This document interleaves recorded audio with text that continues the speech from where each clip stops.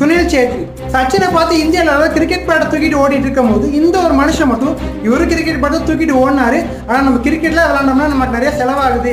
So நம்ம football விளாண்டோம்னா ஃபுட்பாலோட கம்மியாக இருக்க விளையாட ஆரம்பிக்கிறாரு. ஸோ ஆரம்பத்தில் நிறைய இன்டர்நேஷனல் லீக்ல கலந்துக்கிறாரு. ஆனால் அங்கே சரியான சான்ஸ் கிடைக்கிறதுனால ஒழுங்காக பர்ஃபார்ம் பண்ண முடியல.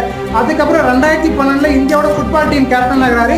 இந்தியாவுக்காக நிறைய கோல்ஸ் போறாரு. இன்ஃபேக்ட் வேர்ல்ட்லேயே அதிக இன்டர்நேஷனல் கோல்ஸ் அடிச்சதுல 3rd பிளேஸ்ல இருக்காரு. இவ்வளோ தூரம் பர்ஃபார்ம் பண்ணியிருக்காரு. ஆனால் அவரை பற்றி ஏன் முக்கால்வாசி பேருக்கு தெரியல அப்படின்னா அவர் பண்ண ஒரே ஒரு தப்பு தான். வேற என்ன இருக்குது, நம்ம இந்தியாவில் பிறந்தது தான். இதுவே அவர் மட்டும் பிரேசில், அர்ஜென்டினா இந்த மாதிரி நாட்டில் பிறந்திருந்தாரு அப்படின்னா ரொனால்டோ, மெஸ்ஸிக்கு ஈக்குவலாக ஏன் அவங்களை விடி அதிகமாக கூட செலிப்ரேட் பண்ணியிருப்பாங்க. ஏன்னா இந்தியாவில் விளையாட்டெல்லாம் வியாபாரமாகி ரொம்ப வருஷம் ஆகுது. இங்கே கிரிக்கெட்டுக்கும் கிரிக்கெட் பிளேயர்ஸ்க்கு கொடுக்கக்கூடிய அட்டென்ஷன் ஒரு 10% ஆஃப் அட்டென்ஷன் ஃபுட்பால் கொடுத்துருந்தாலே இந்தியா எப்பயோ FIFA வேர்ல்டு கப் ஆடி ஒரு 2 வருஷம் கூட ஒரு வீடியோ போட்டிருந்தாரு. ஏன்னா இந்தியாவில் ஃபுட்பால் சப்போர்ட் பண்ணுங்க, ஃபேன்ஸ் எல்லாம் வந்து கிரவுண்டில் பாருங்க, நீங்கள் வந்தீங்கன்னா மட்டும் போதும் அப்படின்னு ஃபீல் பண்ணிலாம் போட்டுருக்காரு. ஸோ இந்தியாவோட ஃபுட்பால் டீமோட நிலைமை இப்போ அப்படி தான் இருக்குது. இப்போ கிரிக்கெட்டில்